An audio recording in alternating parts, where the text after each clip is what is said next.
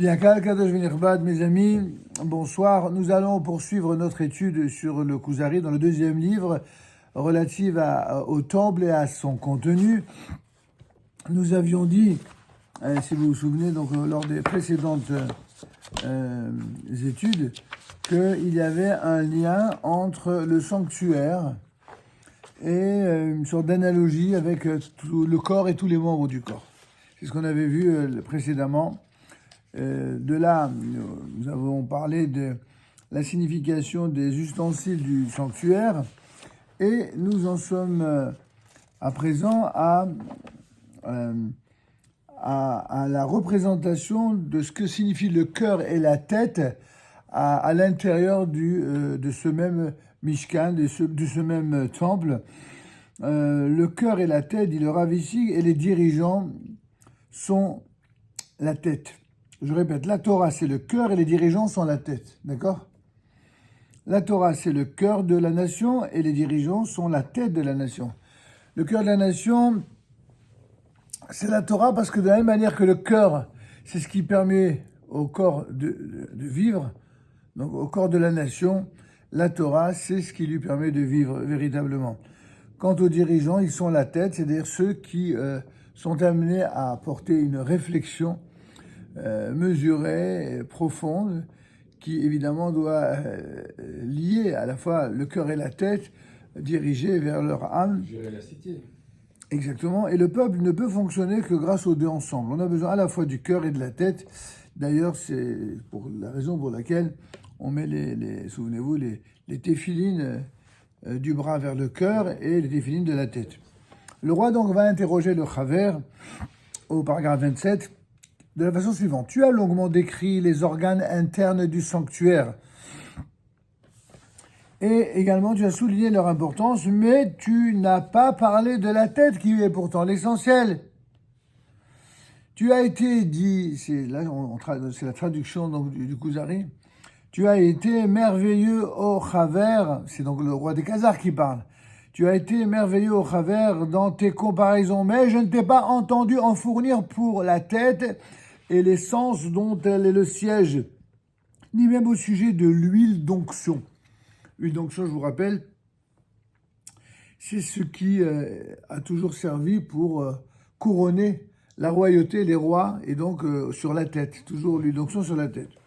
Le Chaver répond au paragraphe 28, il est vrai que dans l'arche qui correspond au cœur, dans la signalétique des éléments des ustensiles du temple, l'arche donc qui correspond au cœur a été déposée, la racine de la sagesse. Donc dans l'arche qui correspond au cœur a été déposée la racine de la sagesse, à savoir les 10 commandements, se trouvent dans cette fameuse arche sainte, ainsi que les règles qui en sont dérivées, à savoir la Torah dans sa totalité, ainsi qu'il est dit dans le Deutéronome au chapitre 31, verset 26, « Et vous placerez le livre de la loi à côté de l'arche de l'alliance d'Hachem, votre Dieu. » À partir de cette racine se ramifient les deux sagesses. Celle de la loi, dont les porteurs sont les Kohanim, et la sagesse révélée, dont les porteurs sont les prophètes. Donc je répète, celle de la loi, dont les porteurs sont les Kohanim, et la sagesse qui est révélée, dont les porteurs sont les prophètes. Ceux-ci, dans ces derniers, jouaient dans la nation le rôle de conseillers. Ils discernaient le bien du mal, ils avertissaient et enregistraient les faits. Ils étaient les chroniqueurs, ils étaient la tête de la nation. En d'autres termes, qui constituait la tête de la nation ? C'était à la fois des hommes de Dieu, des hommes de loi, des hommes d'inspiration. C'est d'ailleurs ce qui fait la haute différence entre la période prophétique, la période des sages d'Israël, la période de tous les grands d'Israël, mais la période post-prophétique où les sages, évidemment, demeureront, mais même s'ils seront moins nombreux, même s'ils seront d'un moindre niveau, les sages, c'est eux qui permettront de maintenir en vie le corps de la nation. Sauf que même cela, c'est quelque chose qui va perdre ses forces, oui. J'ai deux remarques à faire. Oui. D'abord, on pourrait s'attendre à ce que ce soit que le Kuzari nous parle de roi et pas de prophète. Donc c'est vraiment intéressant de voir que, en fait, là où il parle de la tête et des dirigeants, il parle des prophètes et pas des rois. Non, c'est la réponse qui dit ça. C'est pas la tête, c'est pas la question. Attendez, c'est le travers. Attendez. Et ce qui est intéressant, c'est qu'ils disent que la sagesse, donc, a été placée dans l'arche qui correspond au cœur. Or, on pourrait s'attendre que la sagesse soit un élément prépondérant dans la tête, dans Mais le là, cerveau, je crois que vous n'avez pas suivi. J'ai compris ce que vous dites, mais c'est pas ça qu'il a dit. Je répète, quand le roi il interroge le Chaver, il lui dit: tu as longuement décrit les organes internes du sanctuaire, tu as souligné leur importance, mais tu n'as pas parlé de la tête qui est pourtant l'essentiel. Ça, c'est la question du roi des Khazars. D'accord. Et il continue en disant: tu as été merveilleux, Chaver, dans tes comparaisons. Il s'adresse au Chaver, c'est-à-dire à Rabbi Yehuda Nazi. Oui. À Rabbi Yehuda Levi, pardon. Qu'est-ce que lui répond le Chaver? C'est le Chaver qui répond, c'est pas le roi. Oui. Le Chaver répond au roi. Mais c'est ce qui m'intéresse, moi, c'est la réponse. Non, mais vous m'avez dit comment que ça se fait que le roi des Khazars lui dit ça. C'est pas le roi des Khazars qui parle de la place du cœur. C'est justement le Chaver. Et il dit: il est vrai que dans l'arche qui correspond au cœur a été déposée la racine de la sagesse, pour que tu comprennes que pour nous la sagesse, c'est la Torah qui est le cœur. C'est ce qu'il vient de dire. Et les 10 commandements et les règles qui en sont dérivés, à savoir la Torah, ainsi qu'il est dit: et vous placerez le livre de la loi à côté de l'arche de l'alliance d'Hachem votre Dieu. Donc, la dimension prépondérante de l'arche va représenter la Torah, donc le cœur. C'est ça qu'il dit. C'est ce que la réponse, encore une fois, de Rabbi Yehuda Levi. Oui. Maintenant, à partir de cette racine, le cœur se ramifie les deux sagesses. À partir du cœur, il y a deux sagesses, celle de la loi et celle de la prophétie. Celle de la loi, dont les porteurs sont les Kohanim, et la sagesse révélée, dont les porteurs, eux, sont les prophètes. C'est-à-dire qu'il y a deux sources de la sagesse. Une qui est plus intellectuelle, celle des Kohanim, qui d'ailleurs sera plutôt représentée par les Chachamim dans les générations post-Temple de Jérusalem, et celle des prophètes qui, eux, ne sont pas forcément, même s'ils sont amis des Chachamim, c'est une caste à part. Les prophètes, les Nevi'im, sont des êtres inspirés dont Dieu se sert et qui ont été désignés par lui pour leur transmettre un contenu qui est distinct de celui de la sagesse. C'est-à-dire, on avait vu, vous n'étiez pas là, c'est vrai, samedi après-midi, on a vu un texte absolument merveilleux, samedi soir. Un texte merveilleux, absolument merveilleux, qu'on continuera, qu'on va développer pour la veillée de Shavuot, Bezat Hashem, qui explique la différence fondamentale justement entre Moshe Rabbeinu et Rabbi Akiva. Rabbi Akiva dit le Talmud, la totalité de ce que Moshe Rabbeinu a reçu, c'est la Torah, avec toutes ces explications et cette infinité de significations, de chidushim, qui seront appelés à être découverts de génération en génération. Eh bien, tout cela, la totalité de cela, a été transmis par Dieu à Moïse par la prophétie. Un peu comme un copier-coller. Donc, c'est pas uniquement le fait que ce soit chez Béalpé, oui, ça c'est sûr, mais dans ce Shebe Alpé-là, il y a une spécificité. C'est quoi? C'est le fait que ça a été transmis par prophétie, de manière prophétique. Moïse est le plus grand de tous les prophètes. Et on vient nous dire quelque chose d'assez inattendu, une fois qu'on a l'impression qu'il n'y a pas plus grand que Moïse et que lui connaît toute la Torah et qu'on lui a révélé dans le ciel la totalité des enseignements, on vient dire dans une autre, un autre enseignement de la loi orale, quelque chose d'incroyable, d'inattendu. C'est que ce qui n'a pas été révélé à Moshe Rabbeinu l'a été à Rabbi Akiva. Et là, on ne comprend pas. On vient de dire que tout a été révélé à Moshe Rabbeinu. Comment tu peux dire qu'il y a des parties qui n'auraient pas été révélées à Moïse et qui l'auraient été à Rabbi Akiva? On savait que Rabbi Akiva, c'était un génial, c'était un géant, un deuxième Moïse, ça on le savait. Mais à ce point, là on a l'impression qu'il y a des parties que Rabbi Akiva, lui, reçu ou compris, et ben, c'est ça la différence. Ce que Rabbi Akiva, ce qui lui a été révélé par Dieu, en fait, il ne l'a pas reçu de la même manière que Moïse a reçu la Torah. Car si Moïse a reçu la Torah par prophétie, Rabbi Akiva, il l'a reçu à la force de l'étude et à la force du poignet et des efforts qu'il a consacrés, c'est-à-dire qu'il a voué sa vie entière à l'étude de la Torah au point de découvrir une dimension, même des dimensions absolument inimaginables, inexplorées, et notamment dans le domaine de la Kabbalah, au point que celui de tous ses élèves qui lui ressemblera le plus, c'est qui? Un certain Rabbi Shimon Bar Yochai, qui révélera la partie justement secrète de la Torah. Donc il n'avait pas Moïse. Non. Si, il l'avait. Il l'avait, mais d'une autre... Non, c'est pas qu'il l'avait pas. Ne me faites pas dire ce que je n'ai pas dit. C'est pas ça que j'ai dit. C'est pas ça que j'ai dit. J'ai dit que Moïse, il avait tout. Il avait tout.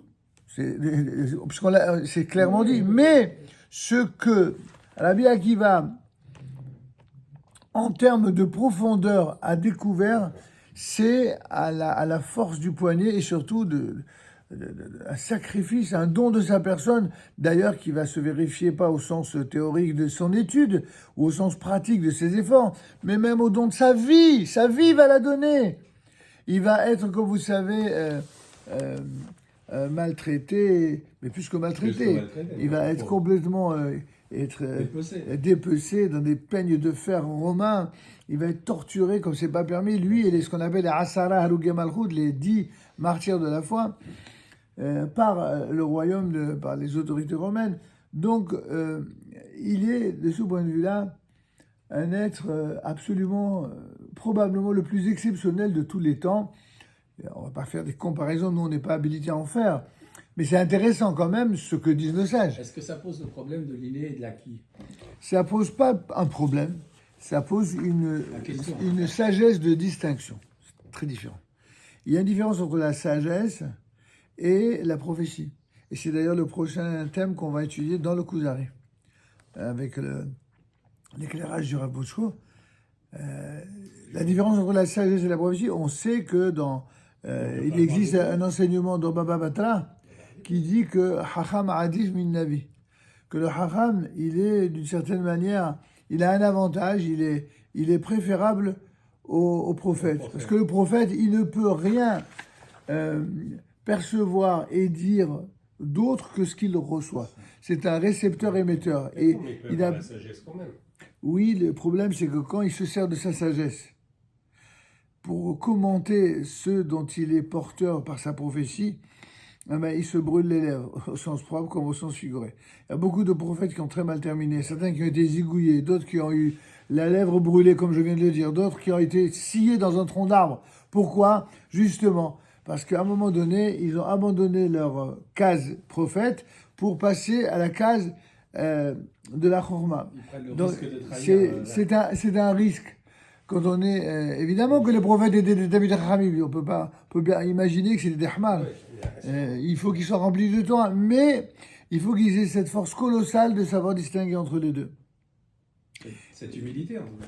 Alors, est-ce que ça veut dire aussi que si Rabbi Akiva a découvert ça, ce qu'il a trouvé, lui, dans la Torah, est-ce que il peut avoir quelqu'un qui arrivera dans le temps à découvrir comme quelqu'un qui pourrait arriver comme lui?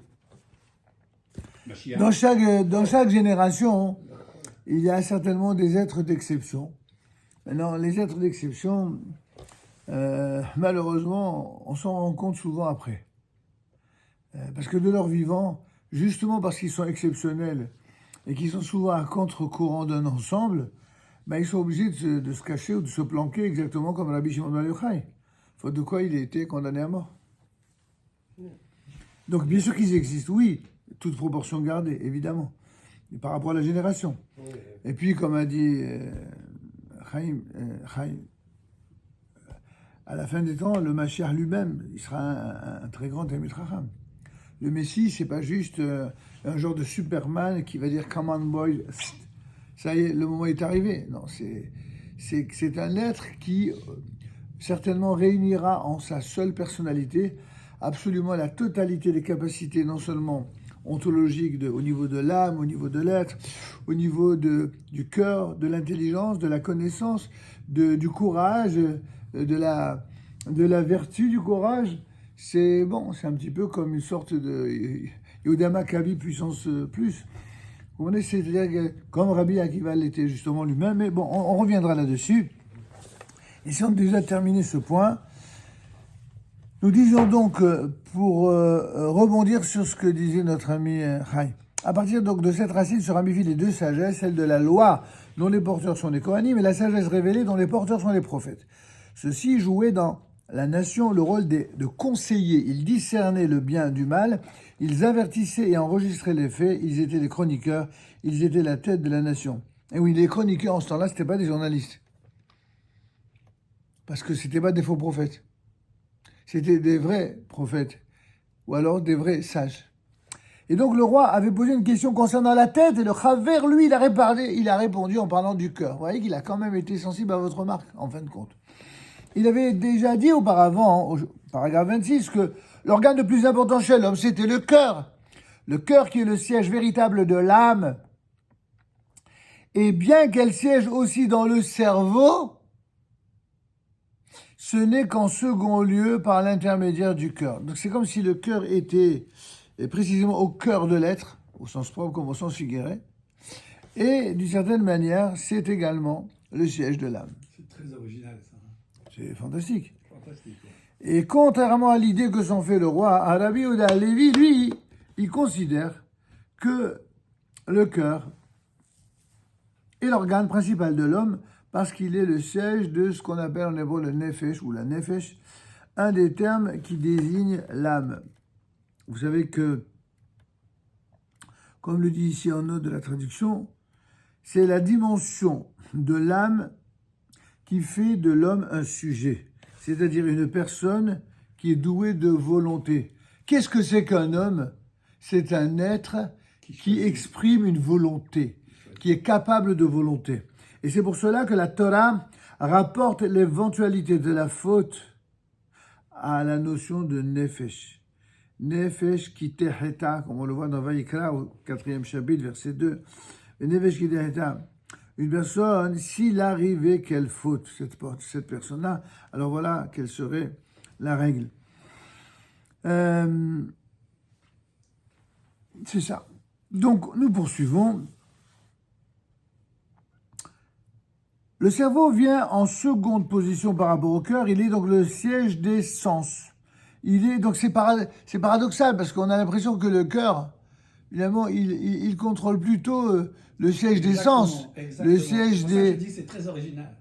Alors que là, on nous dit que, en fait, le siège des sens c'est souvent la tête. Ben oui, en fonction de ce qui se passe dans la tête, quelqu'un va décider d'être séduit par une séduction X, Y ou Z. Ou au contraire décider de se conditionner à ne pas l'être. Ça part d'ici. Sauf si ici, il n'y a pas grand-chose. Ben oui. Il est toutefois évident que l'homme a besoin des deux, puisque sa nature essentielle est en fait de leur combinaison. Ça, c'est quelque chose qui est voulu par Dieu. Le cœur est le siège central de la vie, et le cerveau, il est porteur d'essence pour lesquelles il contrôle le corps. Le cœur du tabernacle, c'est donc l'arche d'alliance. Et le cœur ne peut fonctionner effectivement que si le cerveau résonne comme il faut. Elle contient les tables de cette fameuse table d'alliance, arche d'alliance, pardon. Elle contient les tables de la loi portant les 10 commandements. Et les anciens l'ont déjà dit. Par exemple, le Rav Sadia Gaon, ou alors Rashi sur Shemot au chapitre 24, 12 et d'autres encore. Toutes les mitzvot de la Torah sont incluses dans les 10 commandements. Il y a même un livre que j'avais eu entre les mains dans ma jeunesse d'un certain rabbi, Makhlouf Abersera, très très grand Talmid Chacham, qui avait écrit un livre où il démontrait la relation entre tous les commandements de la Torah et les 10 commandements. C'est comme s'il avait divisé les 613 commandements en 10 familles de commandements. Il a montré comment chacun des commandements, chacun des 603 autres commandements étaient liés aux 10. Et donc c'est ce que Les dit... 10 sont liés à un aussi. Bon, c'est autre chose. Là, on parle des 603 on qui sont liés aux 10. C'est pour montrer les 10 commandements. Alors évidemment, le premier commandement, c'est celui de la Emouna en Dieu. Évidemment, tout est lié. Mais ça, c'est vraiment les 10 commandements qui sont la base centrale de toute la Torah. Et c'est donc la Torah tout entière qui repose en fait dans l'arche. La Torah qui repose dans l'arche dirige le peuple d'Israël et le monde tout entier. Eh bien, de deux manières. Je répète, l'arche dirige à la fois le peuple d'Israël et le monde tout entier, et ce de deux manières. D'une part, la sagesse de la Torah, avec les valeurs dérivées de ses commandements, et d'autre part, la sagesse divine, obtenue grâce à l'effort soutenu de l'étude de la Torah à tous les niveaux. Les dirigeants issus de la sagesse de la Torah, ce sont les Kohanim à l'origine, qui, eux, avaient la charge de l'enseigner au peuple et de lui expliquer les lois. C'était ça leur rôle. C'était pas uniquement s'occuper de toute l'activité sacrificielle. Parce qu'aujourd'hui, dans l'esprit des gens, depuis que les sacrifices n'existent plus, on a l'impression que les Kohanim ne servaient qu'à ça. Mais ils ne savaient pas qu'à organiser le culte sacrificiel, avec toute l'importance fondamentale que cela avait, leur rôle, c'était aussi un rôle d'enseignement de la Torah. Et c'est pas par hasard, d'ailleurs, que Moshe et Aaron, leur rôle a été en quelque sorte divisé, mais ils sont tous les deux issus de la tribu de Lévi, et donc leur devoir c'était celui de la transmission des valeurs de la Torah. Ce qu'aujourd'hui on appelle les rabbanim, les hachamim, c'était à l'époque les kohanim, les léviim. Les dirigeants issus donc de la sagesse divine sont les prophètes qui reçoivent la révélation de la parole divine, qui jouaient dans la nation le rôle de conseiller. Ils discernaient le bien du mal, avertissaient et enregistraient les faits. Ils étaient en quelque sorte les chroniqueurs, ils étaient la tête de la nation. Excusez-moi, ça veut dire quoi, avertissez les faits? Enregistrer les faits, je comprends, mais... Avertissez, enregistrer. Avertissez, c'est-à-dire qu'ils mettaient en garde contre voilà ce qui va arriver. Ah, C'est-à-dire qu'il y a marqué à propos des hachamim, et quel est l'homme hacham? C'est celui qui voit ce qui est nolad, ce qui est déjà né. C'est pas celui qui va jouer Madame Soleil, qui prévoit ce qui va arriver. Non, ça c'est dans l'idolâtrie et dans la supercherie des superstitions.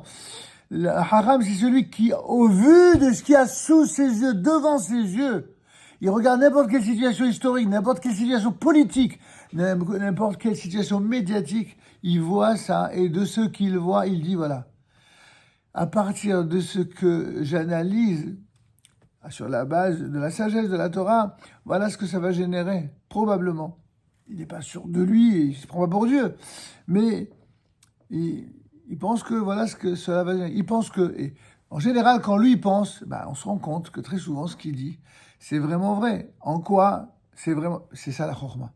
La chorma, c'est la capacité de comprendre et de voir, et de déduire, et même de prédire, entre guillemets, le mot prédiction.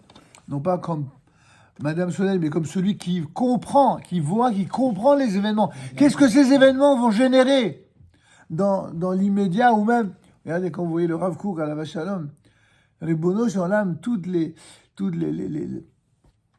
milliers, des centaines de milliers de feuilles d'études qu'il a écrites, qu'il a gérées et générées dans son existence, qui sont devenus des centaines de livres, et sans parler des fameuses Igarot, il a, moi je sais pas, 4 ou 5, ou 6 même, volumes de réponses aux questions qu'on lui a posées.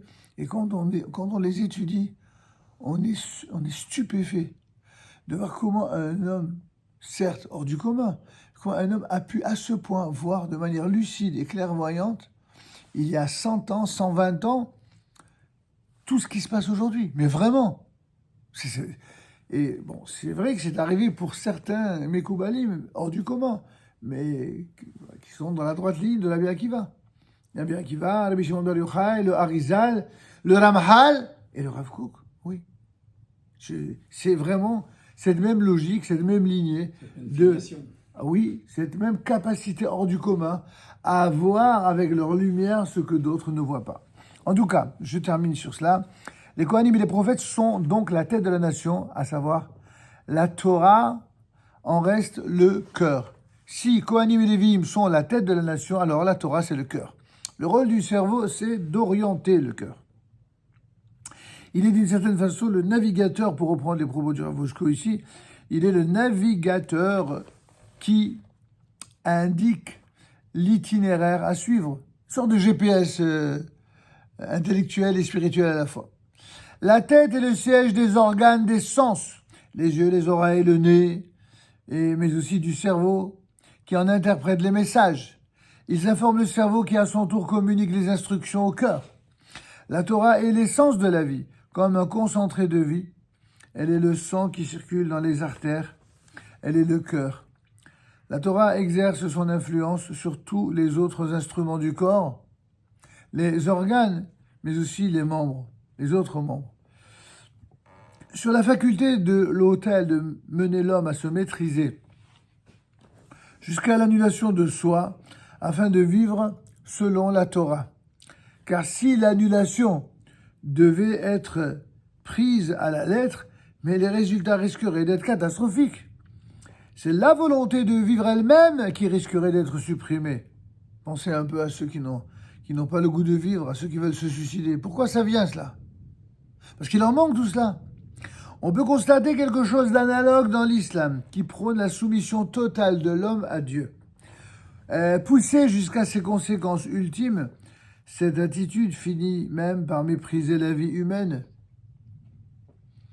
De même, si le désir de s'attacher à Dieu n'est pas dirigé par la Torah, par une Torah d'Israël vivante, eh bien l'enthousiasme qui signifie littéralement la possession de l'homme par le Dieu, eh bien, peut conduire celui qui en est victime à un embrasement dans lequel il se perd, comme cela s'était produit avec Nadav et Avihu, le fameux fils d'Aaron, au jour de l'inauguration du tabernacle.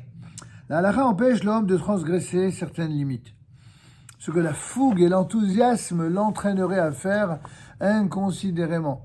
En d'autres termes, la Torah n'aime pas l'extrémisme. Pas plus l'extrémisme d'un sens ou l'autre politique que dans le sens du zèle religieux.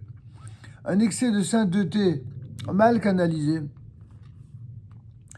qui serait même cette sainteté totalement incontrôlée, eh bien cet excès deviendrait destructeur.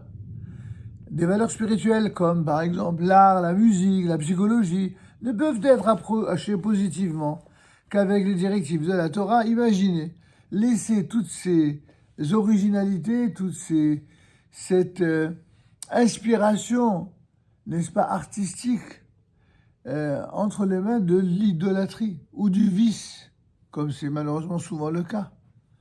C'est une catastrophe. Alors que quand c'est mu par un esprit de Torah, c'est tout autre chose, une autre lumière. La Torah est donc le cœur, la source des forces de toutes les autres facultés et fonctions, mais c'est la tête qui décidera des efforts à fournir et vers où orienter le sang en fonction des besoins et des ressources. Ce sont les dirigeants du peuple qui doivent trancher et décider de la conduite du peuple. Ce sont eux qui en ont la responsabilité, de lui indiquer la manière dont il doit concrètement réaliser ses objectifs. On voit bien donc le caractère absolument indispensable, existentiel et donc immuable de ces deux éléments vitaux que sont le cœur et la tête, étant précisé que dans la tête ici, on va voir que les enseignements de la Torah vont se distinguer entre les enseignements qui viennent des sages et ceux qui viennent des prophètes. Et comment savoir distinguer entre les deux et qui aura la prévalence ou la prééminence sur l'autre dans certaines situations précises, c'est l'objet de notre prochaine lecture. Et alors l'âme